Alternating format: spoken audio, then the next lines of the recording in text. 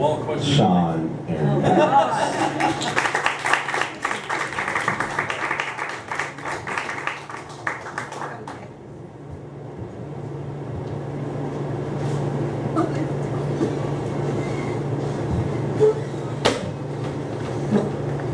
What's up, Everett? How you guys doing? What's up, man? It's good to be back.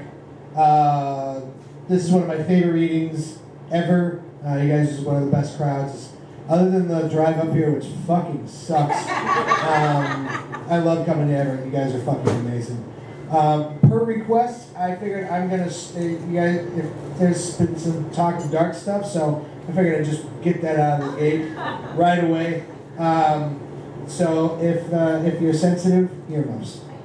This poem is called Shotfoot. By noon, it had already been a long day.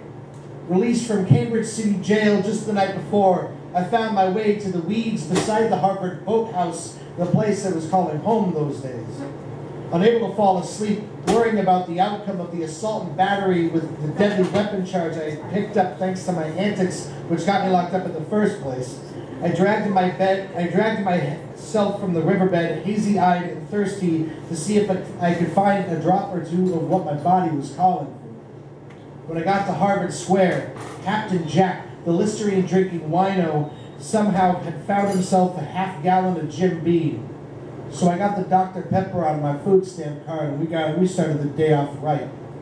By 5:30 in the purple dawn of day, I was already well on my way to the kind of drunk I needed to be to keep myself from thinking how her red hair mixed with my overdose blue would match the color of the sky perfectly.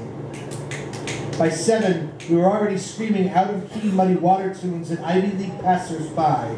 9, I was coming out of a blackout, lighting a crack pipe, sitting in the middle of the JFK Harvard School of Law's grassy knoll. Yeah, I was drunk. By 9:30, Chunks and Mutt said I could come with them to the river to drink. And now, I'm not entirely sure where I got the boots, nor the identical serving of that morning's shared breakfast, but when I woke up at Harvard Square with my own half-gallon of old Jim, it really wasn't surprising. And when the weekend warrior orphans who scurried around the pit woke me up asking me to fight their battles for them, this really wasn't new either. I was known as the one who would drink for the sake of the horror stories I could tell. I would fight for the sake of inflicting the same pain as I felt. They pointed. I staggered and swung, never missing my mark. The target went down. Instantly, I sobered up, kicked once in the face, reached down, grabbed the blur I had forgotten was a fellow human being, and tossed him down the escalator. When we got to the bottom, me and his lifeless body, I dragged his head to the corner between concrete floor and concrete wall and proceeded to kick newly found steel toes into his face. I didn't know this man and didn't care. My mother abandoning me with a violent drunken father so she could cook meth in the woods. Kick. My father marrying wicked whiskey-voiced stepmother who only wanted money and status. Kick. Who treated me like Cinderella, mocking me while I did the chores he would beat her for not getting done. Kick. Evil stepmother leaves, I become my father's 10-year-old sparring partner. Kick. Getting bullied into breaking into the school to steal lunch money and getting sentenced to 5 years in Oregon Youth Authority. Kick. Father getting murdered. Kick. Becoming a homeless orphan. Kick. Getting strung out on heroin. Kick. Getting married and being unable to even be a husband. Kick. Chasing wife 3,000 miles only to be asked for a divorce. Kick. And now I can't stop fucking drinking. Kick. Kick. Kick.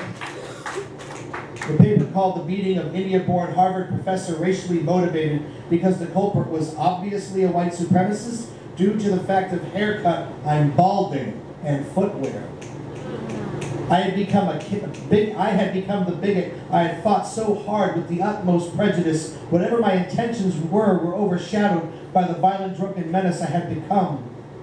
While trying me for my second assault and battery with a deadly weapon charge in under 48 hours, causing $40,000 of emergency reconstructive surgery, as well as trying to stop the internal bleeding and release some of the pressure in Mr. Adib's hemorrhaging brain, the judge called it Shotfoot. I still don't fucking know what that means. I call it being a terrified little boy trapped inside of a man's body. Besides, it's already been a really long day.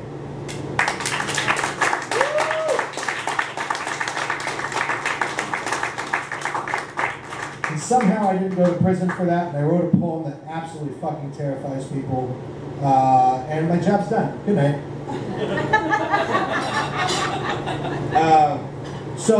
This next poem, I think it's very important. I always try to put a cover in, because all the bands I grew up listening to would all cover their favorite bands on stage, so I covered my favorite poets. And seeming the last time I was here, I covered David Lerner. I figured I'd keep that going. So this is Wire and Bow into Africa by David Lerner. Poetry isn't literary. Poetry isn't sure which fork to use. Poetry can't name the parts of speech, fill out a grant application, or log work. Poetry doesn't like cappuccino. Poetry doesn't want to be printed in a small press edition with its name on the cover and get reviewed in 2 little magazines, read by 3 people, argued over by 8. Poetry doesn't care about glory. Glory is nice, but poetry figures it's dessert. Poetry doesn't want to get laid. Poetry might want to get drunk, but that's only in self-defense. Poetry doesn't want to traipse around Europe and collect stray bits of wisdom from ruined empires. Then they can show it like slides when it gets home. Poetry has a headache. Poetry is a slingshot, a war you can carry in your pocket, a better way to die, the kind of fire that never goes out and never gives an inch. Poetry wants to be on every street corner, hissing from the cracks in the sidewalks, from the columns of the print newspapers, on the lips of people on buses going to their miserable jobs in the morning. Poetry wants to be in the prayers of dogs, in the screams of acrobats, in the terror of politicians, in the dreams of beautiful women. Poetry wants to be an eye through which the world will finally fucking see itself and tremble. Poetry doesn't want to die in the gutter. It already knows how. Poetry doesn't want to spare change strolling professors and millionaires wear anything but blood. Have conversations with college students about the meaning of life because a bad wind is coming. You can smell it in the air, the pollution of the cities mixed with the odor of rotting souls. The wind will climb. It will leave a little sense of humor. It will not want cappuccino or reviews or girlfriends or anything else except the death of everything we love. Woo!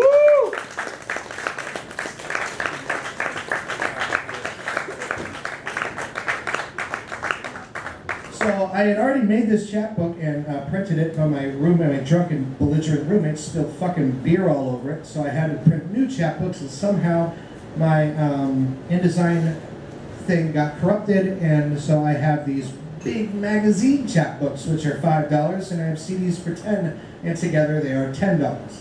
So this is just 4 or 5 days ago. My latest manuscript has been accepted by University of Hell, so this will be my second book with them. Unfortunately, I do not have copies of my first book, We Were Warriors. However, you can pick them up at Powell's or Amazon online. So these are just a few of the poems, a few of my favorite poems from my up-and-coming book. So let's see. How many of you know where Gresham is? All right, I'll read it. One of our poets is now living down there. Really? On purpose? Renee, yeah. Sick family, had to move down there to take care of them, but yeah. Oh, yeah, okay. That makes sense. Yeah, Gresham. Yes. The white trash kid from North Portland be like, I'm never moving to Gresham. That's when you know you've lost at life. You just give up. But, Gresham. The mountain is only as majestic as the valley surrounding its royal feet allows it to be. A litter of rusting cars, birthed from cracking concrete, a fistful of mobile homes inhabited by teenagers, collecting hand-me-down strollers and drug possession charges, high-rises of once low-income housing and factory. Here are a people, broken, holding up the throne of their mountain, with nothing more than the faint memory of what they once were, only to mold them into the shivering denizens they now are. In the mad, inhumane realm, they can only point and mutter with chafed and blistered tongues. Home. Yeah! All right, let's get this poem out of the way. So this is a poem. This is really weird, like kind of literati intelligentsia bullshit that I try to pull. So this is a poem about me kicking heroin on a 3-day Amtrak ride, but trying to use imagery from Dante's Inferno. Because I'm a smart guy and I read books, right? Yeah.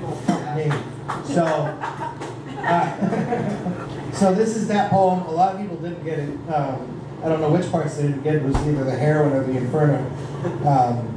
Anyway, so it's called This Train, This Hell.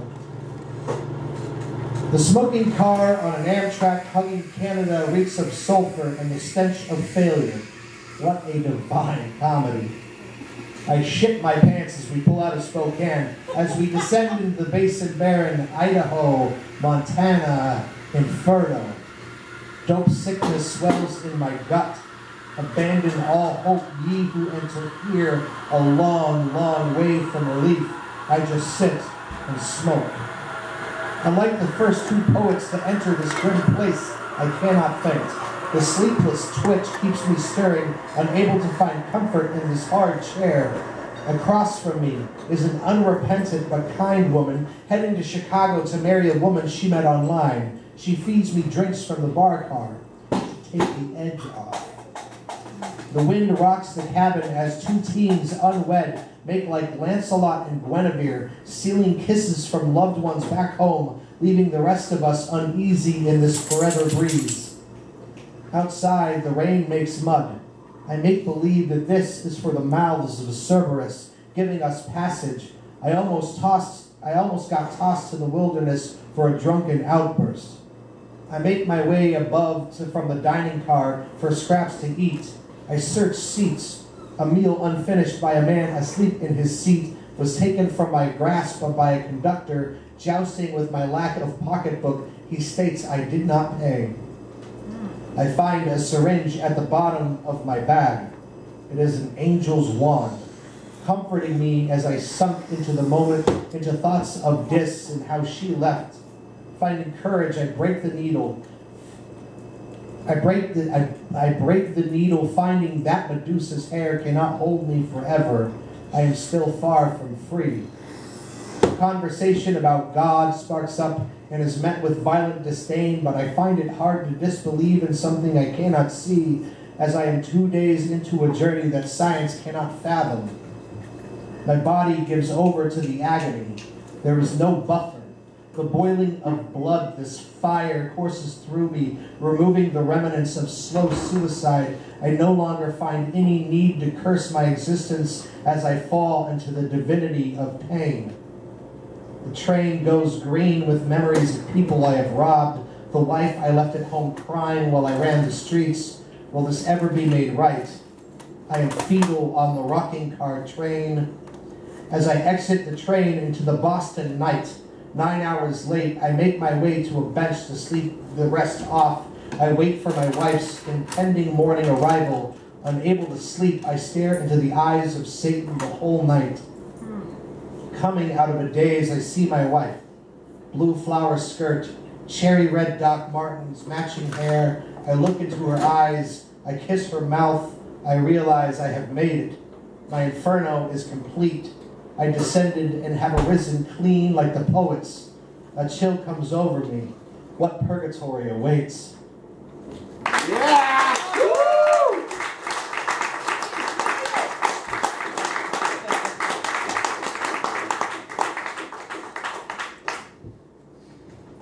Let's have a little fun. You like soul? Yes!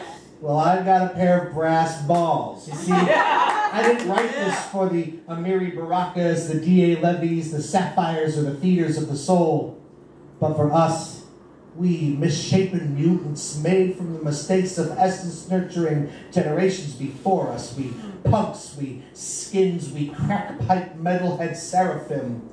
We are known to eat souls, Souls left behind by Duke Ellington, dandled upon Burroughs' pedophilic knee, forced through the rusting saxophone by the rest of the nouveau hippie beatniks. We are forgotten sons, Chinese neo-Nazis and 12-year-old Croatian hookers left to dumpster dive, wipe off the mold and the maggots and feast on with such desperation that one might think us famished.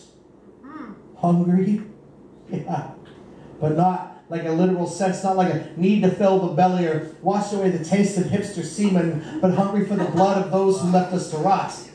Depraved animals we be, smiling at the thought of gnawing on the bones of our heroes, pissing upon their graves, marking our territory like feral cats, stomping through their ghettos with such bravado it would make mighty Rome tremble at its knees. America, we write the disenfranchisement and disdain in which you have given birth to. Tell it. And yet, we point no fingers. Fuck, we idolize you idolatrous imbeciles.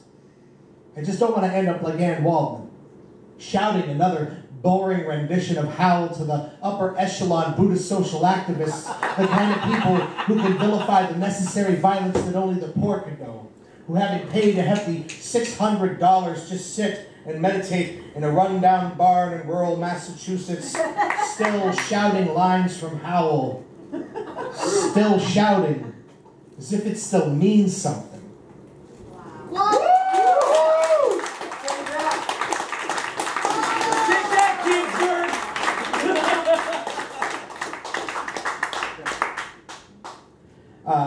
It's really weird. I had to borrow a copy of my book. I don't have any. I tried to get some, but both of my publishers are out of town. Let's see. Funny, sad, what do we want? Oh, take us darker. Darker. Yes. Break the lights! Start feeling in the grave. You want it dark? Oh yeah. Yeah. I live for darkness. Yeah. You do. Make it poignant and naked. Dwayne likes Everything's so much better naked. Okay. There's a lot of weird truth to that. Makes for a cheaper wedding. All right. This might not be this. Okay. Then a funny. And a funny and dark. Actually, I have that. I do. You do stand your ground. I will do that. I will do stand your ground for sure. Later in the set though. La la la la la la la. Where the fuck is that? Oh! Motherfucker. The author put a table of contents at the beginning. I know, but I don't know what the fucking titles are. So it's pretty much this poem and that poem. Fuck it, we're just gonna do this one. Okay. This poem is entitled Shadowboxing Death. Yeah. There is a brutal beauty in a heavy life worn fast, as if taking things for granted was an art form. Never expected to survive this long, never fucking really wanted to either. I spent most of my earlier days cheating life and shadowboxing death, grasping onto flesh pleasures as if each moment is it. As if this rush is the last one. It doesn't leave a pretty corpse, and getting there these days is uglier than ever. I used to tell myself the next hit would either kill me or it was going to be fucking amazing. I chase my dreams now, like I used to chase a glass dick. I'm either going to make it or else I'm going to die trying. My mother, unfortunately, is not so fortunate. She sits in her room, dying from thirst, waiting to die. She won't be waiting long. She welcomes more darkness into her face, whose shining optimism once made me nauseous. I ran trying to escape such a fate, but the lonely heart of an aging mother brought me back. I don't know if I'm supposed to be here to witness, to try to bring her back to life, but I will not watch the grave come meet her at her bedside. I will not fall for the same thing she has. I wasn't made from the clay of docility, but of the storm of no tomorrow. I guess she wishes for that, for no tomorrow. Woo!